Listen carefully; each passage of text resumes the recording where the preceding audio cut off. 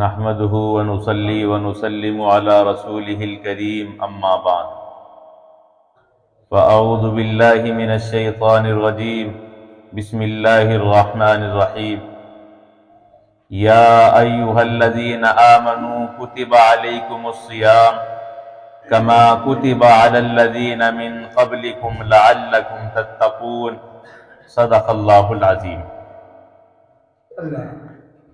سامعین، رب ذوالجلال اس آیت کریمہ میں فرماتے ہیں، اے ایمان والو تم پر روزہ فرض کر دیا گیا۔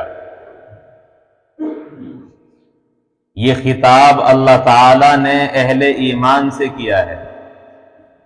کافروں کو، مشرکوں کو حکم نہیں دیا کہ تم روزہ رکھو، تم پر فرض کیا گیا۔ لہذا ایمان کا تقاضا یہ ہے کہ جب رمضان کا مہینہ آئے گا تو ایمان والا بندہ روزہ ضرور رکھے گا۔ اور پھر آگے فرمایا کما کتب علی الذین من قبلکم، جس طرح تم سے پہلے لوگوں پر روزہ فرض کیا گیا تھا۔ معلوم یہ ہوا کہ اللہ تبارک و تعالی نے روزے کی فرضیت اس امت ہی پر نہیں بلکہ اس سے پہلے بھی فرمائی ہے۔ چنانچہ حضرت آدم علیہ السلام سے محمد الرسول اللہ تک جتنی شریعتیں آئی ہیں ان تمام میں روزے کی فرضیت کا حکم موجود ہے۔ سیدنا آدم علیہ السلام ہر مہینے کی 13، 14 اور 15 تاریخ کے روزے رکھا کرتے تھے، اور مذہب اسلام میں بھی شریعت محمدیہ میں رمضان المبارک کے مہینے سے پہلے محرم کی 10ویں تاریخ کا روزہ فرض تھا۔ لیکن جب رمضان المبارک کے مہینے فرض کر دیے گئے تو اللہ تبارک و تعالی نے 10 محرم کی تاریخ کا روزہ جو فرض تھا اس کی فرضیت منسوخ فرما دی، اب وہ روزہ مسنون ہے۔ تو روزہ ایک ایسا عمل ہے جو اللہ تبارک و تعالی نے ہر شریعت میں رکھا، اس سے روزے کی اہمیت واضح ہو جاتی ہے۔ دوسری بات، نبی کریم علیہ السلام نے اسلام کی بنیاد جن 5 چیزوں پر قرار دی ہے ان میں سے روزہ بھی موجود ہے۔ تو گویا اسلام کے ستونوں میں ایک ستون روزہ بھی ہے۔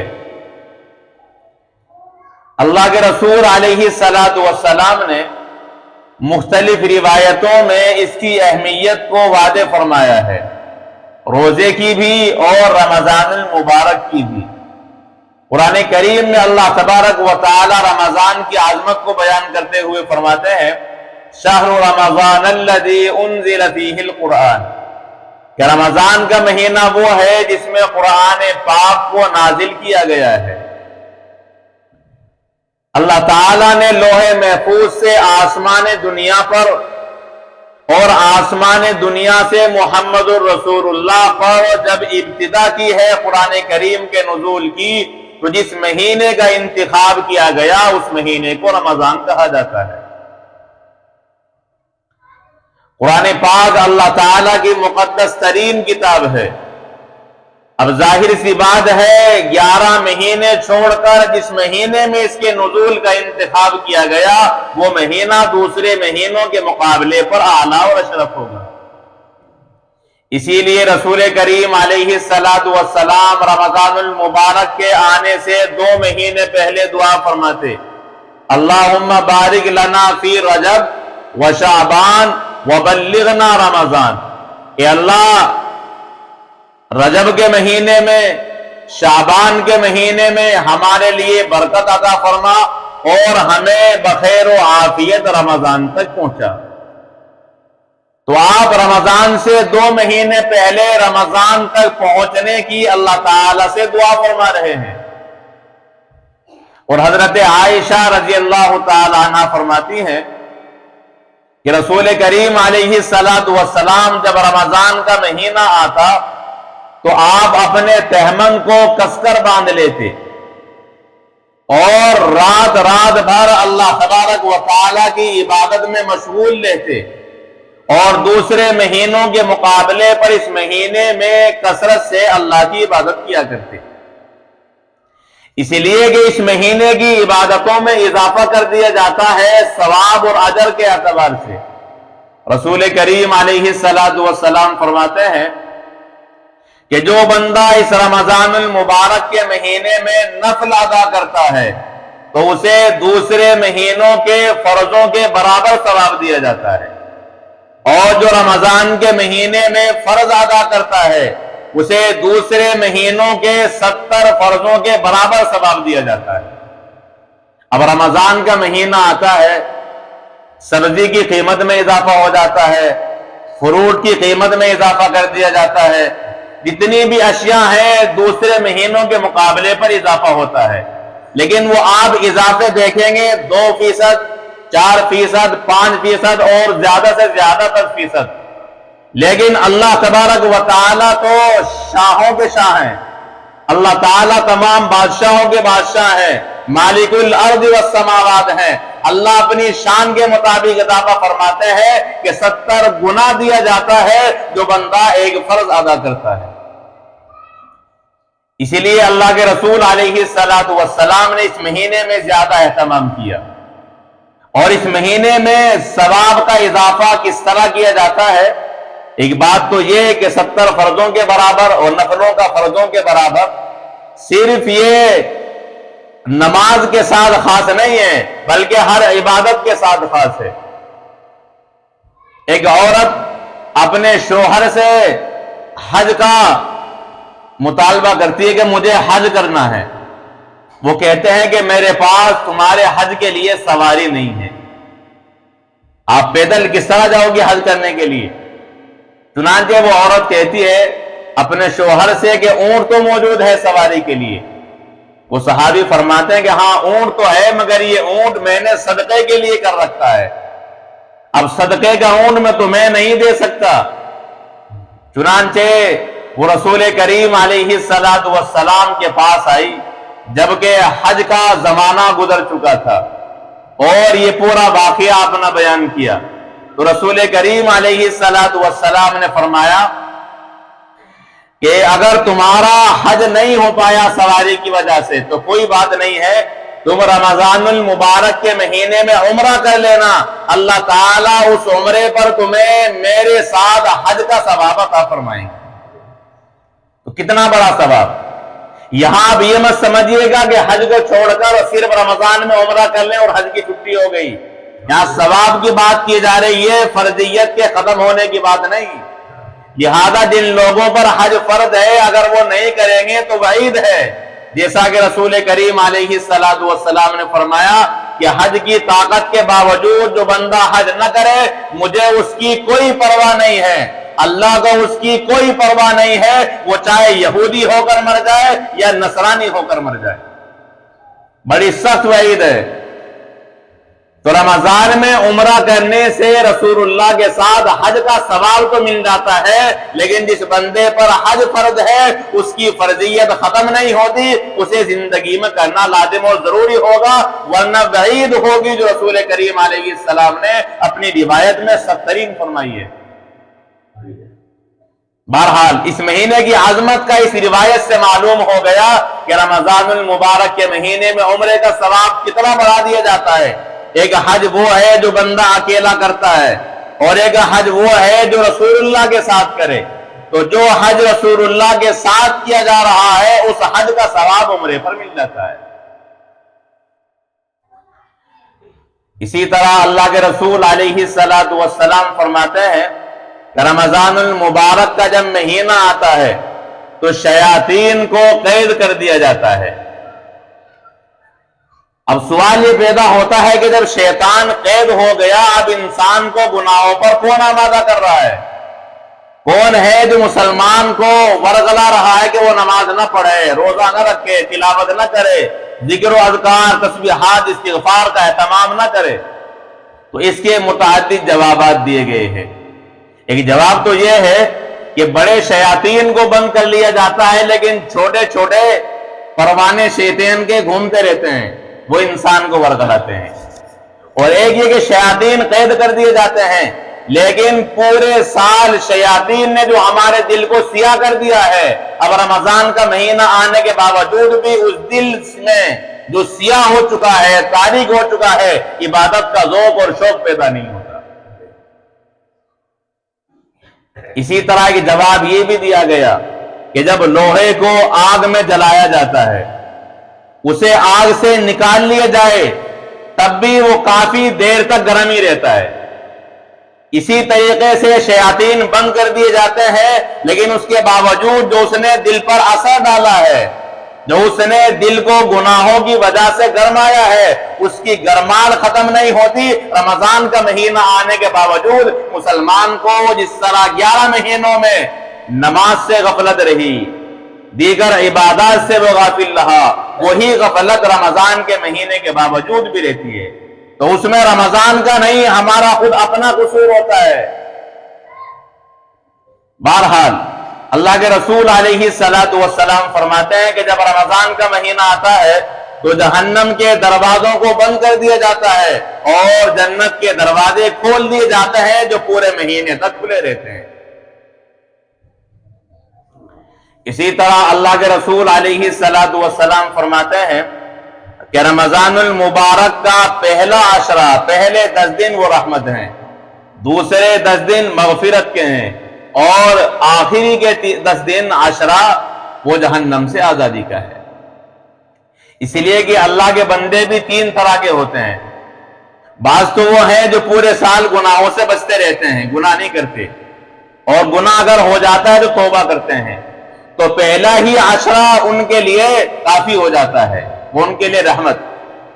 اور کچھ بندے وہ ہیں جو گناہ سے بچتے ہیں لیکن کبھی کبھی گناہ کبیرہ بھی کرتے ہیں، کبھی گناہ کر لیا، کبھی چھوڑ دیا، کبھی نماز پڑھی، کبھی چھوڑ دی، تو وہ غفلت میں رہتے ہیں، ان سے گناہ ہوتے رہتے ہیں۔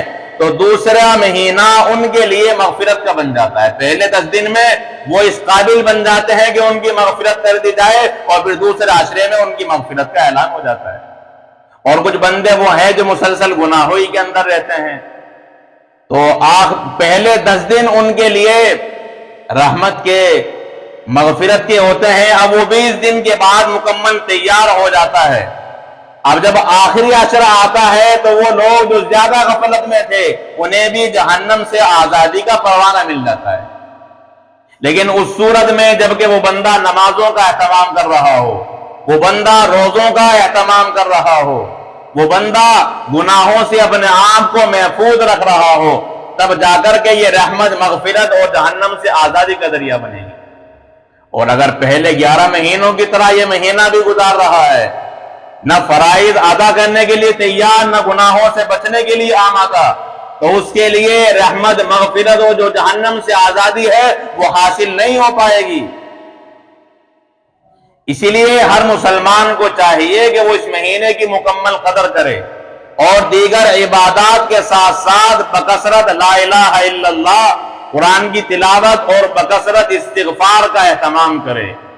استغفار کے معنی آتے ہیں اپنے آپ کو اللہ تعالیٰ سے بخشوانا، مغفرت چاہنا، بخشش چاہنا۔ تو بندہ بکثرت استغفار کرے گا تو اس کی مغفرت اور بخشش کا اعلان ہو جائے گا۔ بہرحال یہ عظمت اور بابرکت مہینہ ہے جس کا دن کا خاص عمل روزہ ہے، اور یہ اتنا بہترین اور شاندار عمل ہے۔ اللہ کے رسول علیہ الصلوۃ والسلام فرماتے ہیں کہ جو بندہ رمضان کے مہینے کا روزہ رکھتا ہے اس کے پچھلے گناہ معاف کر دیے جاتے ہیں، اور روزے کی وجہ سے جو بو منہ کے اندر پیدا ہو جاتی ہے وہ اللہ تعالیٰ کو مشک سے زیادہ محبوب اور پسند ہے۔ اسی طرح رسول کریم علیہ الصلوۃ والسلام فرماتے ہیں کہ اللہ تبارک و تعالیٰ نے فرمایا، اور جب نبی اللہ کا حوالہ دے کر بیان کرے کہ اللہ نے یوں فرمایا تو وہ حدیث قدسی کہلاتی ہے۔ تو یہ حدیث قدسی ہے جس کا درجہ بہت بڑا ہے کہ روزہ میرے لیے ہے اور روزے کا بدلہ بھی میں خود دیتا ہوں، اور ایک روایت میں ہے کہ روزے کا بدلہ میں خود ہوں۔ یعنی جتنی عبادتیں ہیں ان تمام کی تمام عبادتوں کا جو اجر ثواب دیا جائے گا وہ اللہ تعالیٰ فرشتوں کے ذریعے دلوائیں گے. نمازیوں کو نمازوں کا ثواب فرشتوں کے واسطے سے، حاجیوں کو حج کا ثواب فرشتوں کے واسطے سے، زکوٰۃ دینے والوں کو زکوٰۃ کا ثواب فرشتوں کے واسطے سے، تلاوت کا ثواب فرشتوں کے ذریعے سے.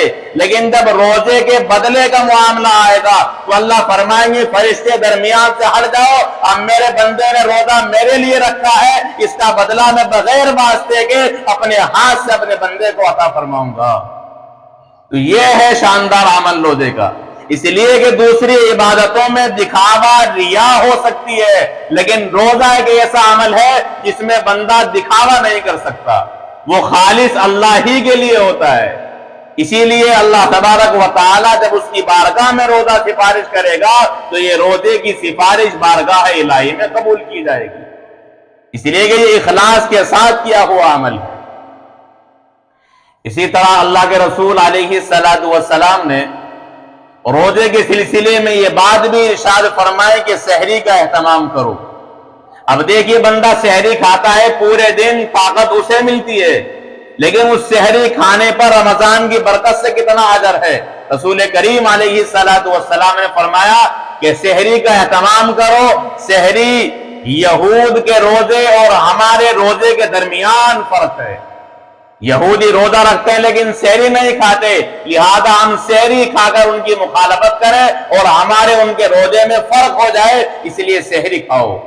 اور پھر فرمایا کہ سحری کھانے میں برکت ہے، اور فرمایا کہ اللہ اور اس کے فرشتے سحری کھانے والوں پر رحمت نازل فرماتے ہیں. اب کھا ہم اپنے لیے رہے، مزہ ہم لے رہے ہیں، ذائقے اور چٹکارے ہم مار رہے ہیں، اور ثواب اللہ کی جانب سے ہمیں سحری کھانے پر دیا جا رہا ہے. اسی طرح افطار کا معاملہ ہے.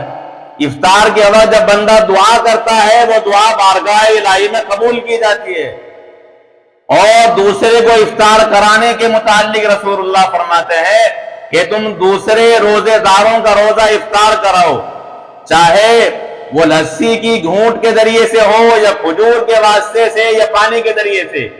اگر تم کسی روزے دار کا افطار کراؤ گے تو تمہیں اتنا ہی ثواب ملے گا جتنا اس روزے دار کو دیا جا رہا ہے، اور اس روزے دار کے ثواب میں سے کچھ کمی نہیں کی جائے گی، اس کے ثواب میں سے کچھ گھٹایا نہیں جائے گا. اسے جتنا ملنا ہے اتنا ہی ملے گا، لیکن اتنا ہی اسے بھی عطا کر دیا جائے گا جو بندہ روزے دار کا افطار کرا رہا ہے. اللہ کے رسول علیہ السلام کا معمول روزے کے سلسلے میں یہ تھا کہ آپ تازہ کھجوریں لے کر افطار کرتے، اور اگر تازہ کھجور نہ ملتی تو پرانی کھجور ہوتی اسی سے افطار کر لیتی. اور امام ترمذی رحمہ اللہ فرماتے ہیں نبی پاک علیہ السلام کا معمول انہوں نے حدیث کے واسطے سے نقل فرمایا کہ آپ جب کھجور کا استعمال کرتے تو 3 عدد کھجور استعمال کرتے. ہم تو ایک ہی لیتے ہیں، وہ ختم ہو جائیں گی، دوبارہ لانی پڑیں گی. تو اللہ کے رسول علیہ السلام 3 کھجوریں استعمال کرتے تھے، اور اگر کھجور نہیں ہوتی تو اس کی جگہ پانی کا استعمال کرتے تھے. اسی طرح دوسرا معمول نبی پاک علیہ السلام کا یہ تھا کہ اگر کھجوریں وغیرہ نہ ہو تو آپ اس چیز سے افطار کرنے کو پسند کرتے تھے جو آگ پر نہ پکائی گئی ہو. یہ سادہ سی بات ہے. تو کوئی بھی فروٹ ہے وہ آگ پر نہیں، آپ سیب لائیں گے اسے آگ پر نہیں پکائیں گے تو آگ پر نہ پکایا گیا ہو، کیونکہ بہت سے فروٹ بھی پکا دیتے ہیں. اب امرود ہے اسے چولہے میں داخل کر دیا، پکا کر کے کھائیں گے. اس طرح کے بھی لوگ ہیں، سکرکندی سے افطار کرنے کا جی چاہا وہ چولہے میں جلا دی گئی ہے. تو آگ پر پکی ہوئی آپ استعمال نہیں کرتے تھے، وہ چیز استعمال کرتے تھے جو آگ پر نہ پکائی گئی ہو، اب چاہے وہ فروٹ ہو، کھجور ہو یا پانی. لیکن اگر کھجور ہوتی تو اسی کو ترجیح دی جاتی اور 3 عدد استعمال کی جاتی. اللہ کے رسول علیہ السلام نے صحابہ نے سوال کیا، یا رسول اللہ ہر کوئی بندہ تو دوسرے کی افطار کرانے کا موقع نہیں رکھتا، اس کے پاس اتنے پیسے نہیں ہوتے، اس کا حساب اتنا نہیں ہوتا کہ وہ دوسروں کا افطار کرائے. تو آپ نے فرمایا کہ اگر وہ پانی سے یا ایک کھجور سے یا لسی کی ایک گھونٹ سے کرائے گا تب بھی اسے اتنا ہی ثواب دیا جائے گا. اس لیے اپنے پڑوس میں کچھ افطار بھیجنے کا بھی اہتمام کریں. اور پڑھو جو خستہ حال ہیں ان کے گھروں کی بھی فکر کریں۔ روزہ خاص اس لیے بھی ہے کہ جو امیر ترین آدمی ہیں وہ روزہ رکھیں گے تو انہیں بھوک کا احساس ہوگا، اور جب انہیں بھوک کا احساس ہوگا تو انہیں یہ بھی احساس ہوگا کہ غریب آدمی جو بھوکا رہتا ہے، پورے دن محنت کرنے کے باوجود شام کو کھانا نہیں ملتا، تو اس پر کیا گزرتی ہوگی۔ اب اس غریب کی مدد کرنے کا، اس کے گھر کچھ تعاون کرنے کا اس کے اندر جذبہ اور داعیہ پیدا ہوگا۔ تو یہ روزہ ہمیں بھوک کا احساس دلاتا ہے اور غریبوں کی طرف ہمیں متوجہ بھی کرتا ہے۔ اسی لیے اللہ کے رسول علیہ السلام فرماتے کہ روزہ یہ صبر ہے۔ بہرحال یہ بابرکت مہینہ ہے، اس کی قدر کرنی چاہیے۔ رمضان کا چاند پہلے نظر آ جاتا ہے کہ جی ہم تو جمعے سے پڑھیں گے، چاہے جمعہ 8 دن کے بعد آ رہا ہو۔ اب کئی دن گزر گئے، پرسوں سے روزہ شروع ہو گیا، رمضان کا چاند نظر آئے گی، ہم لوگ جمعے سے شروع کریں گے، جمعے سے شروع کریں گے۔ یاد رکھیے جس طرح فرضوں کے ثواب میں اضافہ ہوتا ہے، اسی طرح غفلت اور گناہ جو بندہ کرتا ہے اس کے گناہ میں بھی شدت پیدا ہو جاتی ہے۔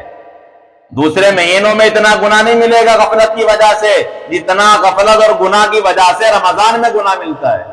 تو خالی ثواب کی بات نہیں ہے، گناہ کا بھی معاملہ وہی ہے۔ اس لیے غفلت کے پردے چاک کریں اور اپنے آپ کو اللہ تبارک و تعالیٰ کی رضا کے لیے، اس کی عبادت کے لیے خالص فرمائیں۔ وما علینا الا البلاغ۔